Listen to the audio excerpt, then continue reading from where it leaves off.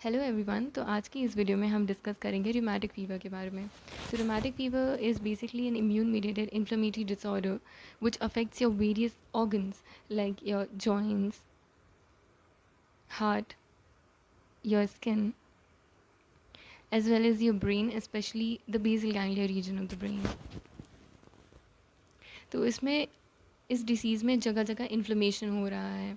Okay तो अब क्या होता है ना कि नॉर्मली क्या होता है कि इन्फ्लेमेशन होता है फैरिंग्स वाले रीजन में, ठीक है, which is also known as the pharyngitis. तो इन्फ्लेमेशन हो क्यों रहा है? Because of the entry of the pathogenic strain which is known as the Streptococcus beta hemolyticus bacteria belonging to Lancefield group A। तो इसकी एंट्री की वजह से ये पूरे फेरिंग्स में इन्फ्लेमेशन हो जाता है। तो फेरिंग्स में हमारे पास as you already know we have mast cells. तो antigen bind to this mast cell and mast cell is also known as the antigen presenting cell. तो अब ये मास्ट सेल प्रेजेंट करेगा एंटीजन को to the T helper cell. Okay तो T helper cell जो हैं वो बी सेल्स को एक्टिवेट करके एंटीबॉडीज़ प्रोड्यूस करवाएंगे as well as they also activate the macrophage. Okay तो मैक्रोफाज एनगल्फ कर जाएगा इस पैथोजेनिक स्ट्रेन को फाइनली, और हमारे कॉम्प्लीमेंट सिस्टम भी एक्टिवेट हो जाएगा, जिसकी वजह से क्या होगा कि ढेर सारे WBCs, न्यूट्रोफिल्स, लिम्फोसाइट्स वगैरह ये सारे इन्फ्लेमेटरी साइट पर रिक्रूट हो जाएंगे और कंडीशन नॉर्मलाइज हो जाएगी। बट सिचुएशन ऐसी नहीं है, क्योंकि 2 to 3% ऑफ द पेशेंट्स में क्या होता है ना कि ये जो बैक्टीरियल एंटीजेंस होते हैं तो ये मिमिक करते हैं ह्यूमन एंटीजेंस को। मतलब हमारे ह्यूमन बॉडी में हमारे जैसे कि कार्डियक मायोसाइट्स हो गए तो उस पर एम प्रोटीन्स होते हैं प्रेजेंट। तो वो एग्जैक्टली सिमिलर दिखते हैं हमारे bacterial antigen which is streptococcus beta haemolyticus जैसे। ओके तो हमारे एंटीबॉडीज़ कंफ्यूज हो जाते हैं, वो क्रॉस रिएक्ट कर जाती हैं हमारे कार्डियक मायोसाइट्स के जो एंटीजेंस उसके ऊपर प्रेजेंट है उससे, ठीक है, तो which will lead to the inflammation. Okay तो which is also known as the pancarditis because it involves all the 3 layers of the heart which is endocardium, myocardium and the pericardium. तो हम एक एक कर कर सारी लेयर्स देखते हैं। ओके सो एंडोकार्डियम की बात करें which is also known as the mural endocardium. तो जो जर्नी क्या होता है, हमारी जो मिट्रल वॉल्स होती हैं वो जर्नली इफ़ेक्ट होती हैं। ओके तो मिट्रल वॉल्स में इन्फ्लेमेशन हो जाता है। अब क्या होता है ना कि रूमेटिक फीवर में there is high grade fever. Okay तो वॉल्स जो होती हैं वो हिट करती हैं आपस में, ठीक है। तो हिटिंग की वजह से क्या होता है कि जो उनके एंडोकार्डियल सर्फेसेस हैं वो एक्सपोज्ड हो जाते हैं।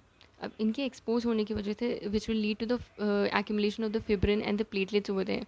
ओके तो ढेर सारा फिब्रिन वहाँ पे जमा हो जाएगा which will lead to the formation of the vegetations. अब यहाँ पे वेजिटेशंस बन जाते हैं एंडोकार्डियम में। ओके तो एंडोकार्डियम में तो हमारे एंडोकार्डाइटिस में मेनली वेजिटेशंस बन जाते हैं। अब बात करते हैं मायोकार्डाइटिस की। तो मायोकार्डाइटिस में हमारे पास ढेर सारे लीजन्स बनते हैं मायोकार्डियम में। ओके मायोकार्डियम जो होती है वो उसमें लीजन, इन्फ्लेमेटरी लीजन बनता है which is also known as Aschoff's bodies. Okay Aschoff's bodies. तो अब ये एशॉफ्स बॉडीज़ होती क्या हैं? एशॉफ्स बॉडी में हमारे पास जो कोलेजन फाइबर्स हैं तो वो सेंट्रली नेक्रोज्ड हो जाते हैं।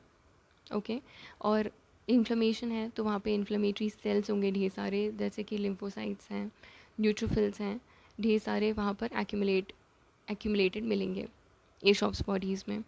ओके बट हमारे पास एक स्पेशल टाइप की मैक्रोफाजेस प्रेजेंट होते हैं इसमें एशॉप्स बॉडीज़ में which is also known as the Anitschkow cells. अब ये एंटिस्कॉप सेल्स होते क्या हैं? अभी मैक्रोफाजेस जो होते हैं ना वो इनके अंदर जो साइटोप्लाज्म होता है वो बिल्कुल बहुत ज़्यादा होता है, अबंडेंट होते हैं, ये रिच होते हैं, साइटोप्लाज्मिक रिच मैक्रोफाजेस होते हैं ये। और इसमें जो न्यूक्लियस होता है उनका वो काफ़ी ओवल होता है, ओवॉइड या ओवल शेप होता है which is also owl eye. Okay and we have जो क्रोमैटिन फाइबर्स होते हैं वो स्लेंडर रिबन लाइक स्ट्रक्चर में कन्वर्ट हो जाते हैं। Okay which is seen as a slender ribbon like structure. It is also known as the caterpillar cells. Okay so anti-scout cells ये हो गया। अब हम देखते हैं पेरिकार्डाइटिस की। तो पेरिकार्डाइटिस में कुछ नहीं, इन्फ्लेमेशन है, फ्लूइड भर जाएगा वहाँ ढेर सारा, जिसकी वजह से क्या होगा, पेशेंट को शार्प कटिंग पेन होगा, लोकलाइज पेन होगा, जो कि रिलीफ होगा, लीनिंग या बेंड कर जाएगा पेशेंट तो उसमें। अब अगर हम ब्रेन की बात करते हैं तो ब्रेन में भी वही एंटीजेंस मिमिक करते हैं बैक्टीरियल एंटीजेंस को, तो एंटीबॉडीज़ क्रॉस रिएक्ट कर जाती हैं। तो बेसल गैंग्लिया रीजन हमारे जो है वो बॉडीली मूवमेंट्स के लिए रिस्पॉन्सिबल होता है। ओके, तो मोशन के लिए रिस्पॉन्सिबल होता है। बट क्या होता है कि बेसल गैंग्लिया में इन्फ्लेमेशन होने की वजह से there will be purposeless jerky movements, बिना किसी पर्पस के खतरनाक मूवमेंट्स इधर उधर होते रहते हैं, तो which is also known chorea. Okay, and now coming to the skin lesions. तो स्किन लीजन्स में हमारे पास है इरिदमा मार्जिनेटम। इरिदमा मार्जिनेटम मतलब मार्जिन्स में इरिदमा। तो इरिदमा सिर्फ मार्जिन्स में प्रेजेंट होगा और जो सेंट्रल एरिया होगा वो हील हो जाएगा और सिर्फ मार्जिन्स में इरिदमा मिलेगा हमें। अगर हम बाकी दूसरे स्किन लीजन की बात करें तो हमें एक्सटेंसिव जो सरफेस है हमारे आर्म का और हमारे लिम्स का, तो उसके एक्सटेंसिव सरफेस पे हमें रूमेटिक नोड्यूल्स मिलेंगे। तो ये क्लिनिकल मैनिफेस्टेशंस हो गए कुछ। हमारे पास जॉइंट्स में भी है, तो जॉइंट्स में हमें इन्फ्लेमेशन मिलेगा